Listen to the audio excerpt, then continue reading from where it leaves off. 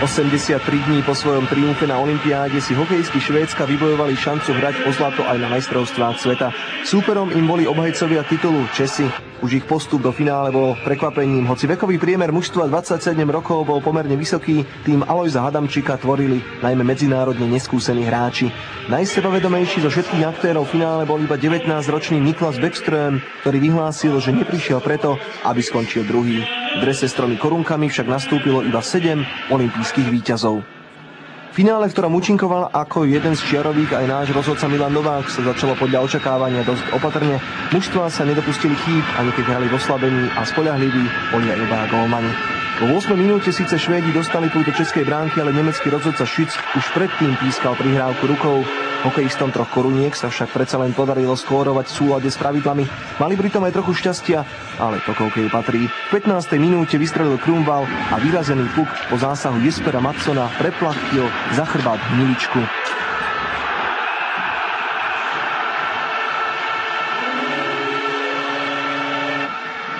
Česi sa ešte ani nestihli spamätať a už ich postihla druhá pohroma. Iba 37 sekúnd od vedúceho gólu sa jeho strelec Matsson napriahol a ranu šikovne tečoval Fredrik Engvall.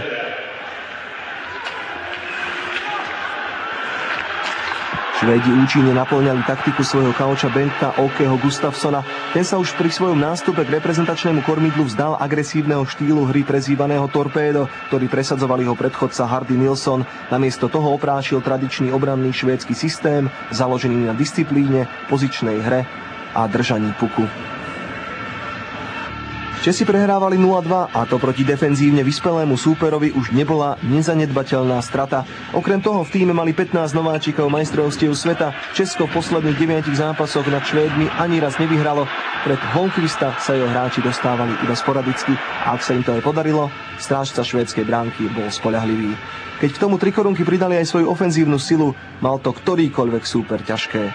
Česi to pocítili aj po prestávke, keď na trestnej lavici sedeli Kenny Jönsson a obranca Michálek. Väčší priestor na ľadovej ploche vyhovoval fyzicky a technicky zdatnejším Švédom. V 24. minúte si na časovanú prihrávku nabehol Kronwall a obranca Detroitu dal backhandom 3. švédsky gól. Celú akciu veľkolepo vymyslel Lišiak Nylander, ktorý v strede ihriska opísal akoby z bezradnosti veľký kruh, ale v skutočnosti veľmi presne vedel, prečo to robí. Natiahol na seba pozornosť a tým uvoľnil priestor Kronwallovi. Dôležité bolo, že sme šli do vedenia. Prvý gól sme dali so šťastím, druhý rýchle po ňom a potom už sme nemohli zápas pustiť. Čechom dochádzali nielen fyzické, ale aj psychické sily. Švédom tak stačilo už len kontrolovať stredné pásmo a vlastnú modrú, ale ak mali možnosť, dokázali sa hneď natlačiť pred súperovú bránku. Pri vylúčení Štefana a Plekanca mali 25-sekundovú presilovku 5 proti 3 a stihli ju využiť. Po prihrávkach Nylandera a Samuelsona Jürgen Jönsson už nemal ťažkosti zakončiť. Jönsson, najskúsenejší švédsky hráč, ktorý mal na konte 260 medzištátnych zápasov, už tušil, že môže dosiahnuť svoj tretí úspech v sezóne, lebo okrem olympijského zlata už mal na konte aj švédsky titul s Feriestadom. 4. gól v českej sieti, ani jeden na opačnej strane, to bol dostatočne výrečný stav vecí aj pre českého trénera Alojza Hadamčika.